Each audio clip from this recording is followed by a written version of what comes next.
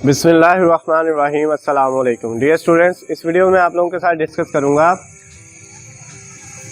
BCom part 1 chapter number 4 exercise 4.1 और उसका question number 3। उसके क्वेश्चन में बेटा हमने जो है वो चार चीज़ें फाइंड करनी है। एक तो क्वार्टाइल डेविएशन फाइंड करना है, फिर क्वार्टाइल डेविएशन का कोफिशिएंट, और फिर हमने रेंज फाइंड करनी है और रेंज का कोफिशिएंट भी फाइंड करना है। तो बेटा क्वार्टाइल डेविएशन की वैल्यू भी मैंने यहाँ पे लिख दी है और रेंज की वैल्यू का फार्मूला भी मैंने यहाँ पे, दोनों का क्वार्टाइल डेविएशन का फार्मूला और रेंज फाइंड करने का फार्मूला दोनों मैंने ये लिख दिए हुए हैं। अब बेटा अब हम इसको स्टार्ट करते हैं। कैसे करेंगे? सबसे पहले बेटा हमें जो डाटा गिवन दिया हुआ है, सिर्फ बुक के अंदर ये वाला दिया हुआ है, क्लासेस दी हुई हैं और फ्रीक्वेंसी दी हुई है। ये बेटा क्लास बाउंड्री और कम्युलेटिव फ्रीक्वेंसी हमें बुक में गिवन नहीं दी हुई, लेकिन मैंने ये अपना टाइम बचाने के लिए इसको पहले लिख लिया। ये कैसे आता है ये मैं अभी आपको दिखाता हूँ। अब बेटा देखें, सबसे पहले हमारे पास ये क्लासेस दी हुई हैं और फ्रीक्वेंसी दी हुई है। क्लासेस से हमने क्लास बाउंड्रीज बनानी है। बेटा ये क्लास लिमिट्स हैं, ये क्लास बाउंड्रीज है। इसमें और इसमें फ़र्क ये है कि क्लासेस जो होती हैं बेटा हमारे पास, उसमें ये लास्ट वाली वैल्यू और अगले की स्टार्टिंग वैल्यू जो है, इन दोनों के अंदर बेटा फ़र्क होता है, एक जैसी नहीं होती। और क्लास बाउंड्रीज में कोई फ़र्क नहीं होता, जो ये है वही ये है, जो ये है वही ये है। अब बेटा ये इससे ये बनती कैसे है? तो इसमें बेटा सबसे पहले हमने करना क्या है, ये जो वैल्यू है और ये जो वैल्यू है, इन दोनों में फ़र्क कितना है? 30 और 31 में कितना फ़र्क है बेटा? 31 में से 30 माइनस करेंगे तो ये 1 का फ़र्क है। इन दोनों में कितना फ़र्क है? 1 का। अब बेटा जो फ़र्क है उसको आपने 1 है, इसको 2 पे डिवाइड कर देना है। अगर 2 का फ़र्क होता फिर भी 2 पे डिवाइड करना था, अगर 3 का होता फिर भी 2 पे, यानी जितना फ़र्क है उसको 2 पे डिवाइड करेंगे तो कितना आएगा? 0.5। यानी कितना आ गया बेटा इनका? 0.5। अब ये जो 0.5 आया है उसको पहली रकम में से माइनस करना है। 15 में से 0.5 माइनस करेंगे तो 14.5 बचेगा, और 30 में जब 0.5 ऐड करेंगे तो कितना आ जाएगा बेटा? 30.5। यानी पहली रकम में से माइनस करना है इसको और अगली रकम में ऐड कर देना है। फिर इसी तरह इसमें से ये माइनस करना है, 31 में से क्या माइनस करना है? 0.5, तो वो 30.5 रह जाएगा। और 46 में जब 0.5 ऐड करेंगे तो वो क्या आ जाएगा? 46.5। पहलियों में से माइनस करते जाना है और दूसरी में से क्या करते जाना है?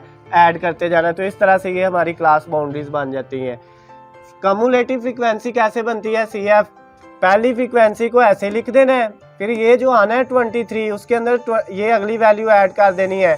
23 प्लस 37 60 हो जाएगा। फिर 60 के अंदर आगे ये ऐड करना है अगली रकम, 60 प्लस 38 118। 118 के अंदर 72 ऐड करेंगे तो 190। 190 के अंदर ऐड करेंगे 84 तो 274 आ जाएगा। 274 के अंदर 96 ऐड करेंगे तो 370 आ जाएगा। 370 के अंदर हम क्या करेंगे बेटा? 370 के अंदर जब हम ऐड करेंगे 62 तो ये हमारे पास आ जाएगा। इसके अंदर ये ऐड करेंगे, इसी तरह ये सारी वैल्यू। और यहाँ पे जो लास्ट वाली वैल्यू है बेटा वो हमारे पास किसके इक्वल आनी चाहिए? इसके सम के इक्वल आनी चाहिए। ठीक है, तो कम्युलेटिव फ्रीक्वेंसी निकालने का फार्मूला भी हमने देख लिया। अब बेटा हमने नेक्स्ट क्या करना है? सबसे पहले हम रेंज फाइंड करते हैं बेटा। तो रेंज का फार्मूला हमारे पास क्या है? रेंज का फार्मूला है हमारे पास R equal X maximum minus X minimum. बेटा ये X क्या है? यहाँ पे रेंज के फार्मूले में X क्लास बाउंड्रीज है कि कौन सी क्लास बाउंड्री मैक्सिमम है। इन सब में मैक्सिमम बेटा ये लास्ट वाली है। कितनी है? 190.5 माइनस X मिनिमम। तो सबसे छोटी क्लास बाउंड्री कौन सी है? 14.5। तो ये बेटा आपके पास 14.5। अब हम कैलकुलेटर पकड़ते हैं और इसको सॉल्व करते हैं कितना आता है। तो बेटा ये जब हम 190.5 माइनस 14.5 तो ये हमारे पास आ जाएगा 176। ये बेटा आपका रेंज का आंसर आ गया। अब कोफिशिएंट ऑफ रेंज जब हम फाइंड करेंगे, क्या बेटा? कोफिशिएंट ऑफ रेंज जब हम फाइंड करेंगे तो उसका फार्मूला हमारे पास यही होगा, X maximum minus X minimum divided by same value X maximum plus आ जाएगा माइनस की जगह X मिनिमम। जी बेटा समझ आ गई है? यानी कोफिशिएंट में सेम वैल्यू आएगी लेकिन नीचे प्लस में आएगी। तो ऊपर बेटा इसकी एक्स मैक्सिमम था 190.5 माइनस 14.5, वही वैल्यू लिखनी है नीचे 190.5 और प्लस 14.5। अब ऊपर वालों को जब हमने माइनस किया था तो 176 आया था, नीचे वालों को बेटा ऐड करके देख लेते हैं 190.5 प्लस 14.5, तो ये बेटा आ गया 205। अब हमारे पास कोफिशिएंट ऑफ रेंज, अब 176 को हम डिवाइड करेंगे बेटा 205 पे, तो हमारे पास आएगा 0.86। ये कोफिशिएंट ऑफ रेंज का आंसर भी आ गया है जी बेटा। दो चीज़ें निकल आई, अब दो चीज़ें रह गई हैं, रेंज और रेंज का कोफिशिएंट आ गया। अब क्वार्टाइल डेविएशन और क्वार्टाइल डेविएशन का क्या फाइंड करना है, कोफिशिएंट फाइंड करना है। तो बेटा क्वार्टाइल डेविएशन का हमारे पास फार्मूला क्या है, क्वार्टाइल डेविएशन का फार्मूला था हमारे पास, ये है बेटा formula Q3 minus Q1 over 2। तो पहले Q3 निकालना पड़ेगा, तो बेटा Q3 के लिए हम यहाँ पे फार्मूला लिखते हैं Q3 का। यहाँ पे बेटा ये ग्रुप डाटा है, इससे पीछे वाला जो क्वेश्चन था उसमें भी हमने Q3 निकाला था, लेकिन वो ग्रुप डाटा नहीं था, वो अनग्रुप डाटा था। उसमें फार्मूला Q3 का ये था n+1/4 ऊपर TH और यहाँ पे 3 से मल्टीप्लाई करते थे। लेकिन यहाँ पे ये वाला फार्मूला यूज नहीं होना, क्योंकि ये आपके पास क्या है, ग्रुप डाटा है। तो ग्रुप डाटा का बेटा Q3 का फार्मूला हमारे पास क्या आएगा, L+H/F। उसके बाद बेटा आएगा 3n/4 माइनस C। अब ये फार्मूला आएगा, इसमें बेटा L लोअर क्लास बाउंड्री है, H जो है वो इंटरवल है, डिफरेंस है, फर्क है, F फ्रीक्वेंसी है, N हमारे पास टोटल नंबर ऑफ फ्रीक्वेंसीज है, और C प्रीवियस कम्युलेटिव फ्रीक्वेंसी है। मैं यहाँ पे लिख देता हूँ, L हमारे पास बेटा क्या है, लोअर क्लास बाउंड्री, क्या है बेटा, लोअर क्लास बाउंड्री। H हमारे पास क्या है, इंटरवल, इंटरवल वक्फे को कहते हैं। उसके बाद हमारे पास F फ्रीक्वेंसी है इसके अंदर जो दी हुई है। C बेटा हमारे पास क्या है, previous cumulative frequency, previous cumulative frequency जो है उसको हम C से लिखते हैं, प्रीवियस कम्युलेटिव फ्रीक्वेंसी को। अब बेटा इसमें वैल्यू पुट करेंगे। सबसे पहले वैल्यू पुट करने के लिए आपने इस वैल्यू को सॉल्व करना है, 3n/4 को। 3n की वैल्यू बेटा, ये जो नंबर ऑफ फ्रीक्वेंसीज है ना, इनको टोटल करके जो भी आएगा, ये n की वैल्यू है, ये 500 है डिवाइडेड बाय 4। जब हम 3 को मल्टीप्लाई 500 से करेंगे और डिवाइडेड बाय 4 पे करेंगे तो ये आएगा बेटा 375। इस सारे का आंसर कितना है, 375। अब बेटा आपने वापस टेबल में आना है, पहले ये वाला आंसर निकाल लेना है हर क्वेश्चन के अंदर। इसको सॉल्व करके जो आंसर आया है आपने इधर आ जाना है और कम्युलेटिव फ्रीक्वेंसी में देखना है 375 कहाँ पे आ रहा है। बेटा देखो यहाँ तक 23 तक वैल्यूज़ है, 23 और उससे छोटी, यहाँ पे 60 और 60 से छोटी यानी 24 से 60 तक यहाँ पे है, 61 से लेके 180 तक इसके अंदर है, 119 से लेके 190 तक इसमें है, और 191 से लेके 274 तक इसमें है। लेकिन हमारे पास है 375, फिर 275 से लेके 370 तक इसमें है, तो 371 से लेके 432 तक वैल्यू इसमें है। इसका मतलब हमारी जो वैल्यू है 375 वो किस में आनी है, वो 432 वाले में आनी है, क्योंकि 371 इससे बड़ी है और इस 371 से आगे जितनी भी 432 तक है वो सारी इसमें है। तो अब ये वाली वैल्यू हमारी आनी है बेटा।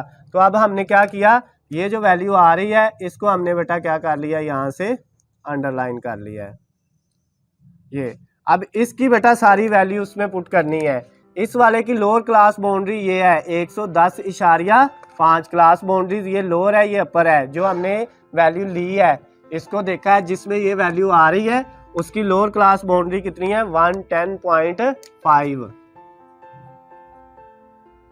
उसके बाद बेटा प्लस इंटरवल, इंटरवल कहते हैं फर्क को, इन दोनों में कितना फर्क है, 126.5 माइनस 110.5। तो ये बेटा हमारे पास 16 का इंटरवल है, कितना फर्क है, 16 का। फ्रीक्वेंसी, इसी लाइन के अंदर जो फ्रीक्वेंसी के अंदर क्या आ रहा है 62, वो बेटा यहाँ पे पुट कर देना है। उसके बाद इसका वैल्यू हमने निकाल ली थी 375 माइनस इससे बेटा इससे प्रीवियस कम्युलेटिव फ्रीक्वेंसी क्या है 370, वो यहाँ पे आ जाना है। उसके बाद ये 110.5 प्लस 16 को किस पे डिवाइड करना है 16 डिवाइडेड बाय 62, तो ये बेटा आएगा 0.26। उसके बाद इसमें से ये माइनस करेंगे तो 5 आएगा। अब बेटा आपने पहले 5 को इससे मल्टीप्लाई करना है, तो ये आ जाएगा 1.29, उसके अंदर ये ऐड कर देंगे 110.5, तो ये बेटा आ जाएगा 111.79। ये बेटा हमारे पास आंसर आ गया Q3 का। अब Q1 का फार्मूला लगाना है, same formula L plus H over F n over 4 minus C. इधर 3 था जब तो n के साथ 3 आया था, अब इधर 1 है तो n के साथ क्या आना है 1 1 लिखने की ज़रूरत नहीं है। तो सबसे पहले बेटा इसको सॉल्व करना है। n हमारा कितना है, n हमारा है 500 और 500 को किस पे डिवाइड करना है 4 पे, तो बेटा 500 डिवाइडेड बाय 4 ये हमारे पास आएगा 125। जब हमने इसका आंसर निकाला है n ओवर 4 का तो वो आया है 125, क्योंकि n की जगह बेटा कितना था 500 डिवाइडेड बाय 4 125। अब बेटा हमने फिर टेबल में वापस आना है और 125 ढूंढना है कहाँ पे है। देखिए ये यहाँ तक 118 है, 119 120 121, ये सारी वैल्यू 119 से 190 तक सारी वैल्यू इसमें आनी है इस वाले में, तो हम इसको अंडरलाइन कर लेंगे बेटा, ये वाली जो है। अब हमने इसको लेके सॉल्व करना है बेटा।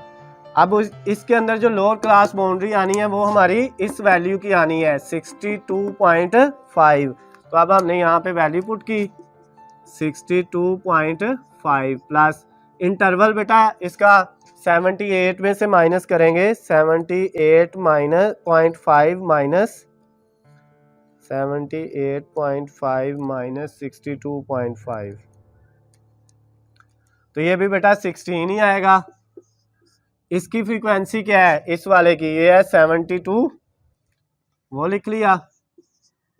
ये n ओवर 4 था 125, इससे प्रीवियस कम्युलेटिव फ्रीक्वेंसी वो बेटा क्या है इससे प्रीवियस, वो है 118, वो लिखी हमने।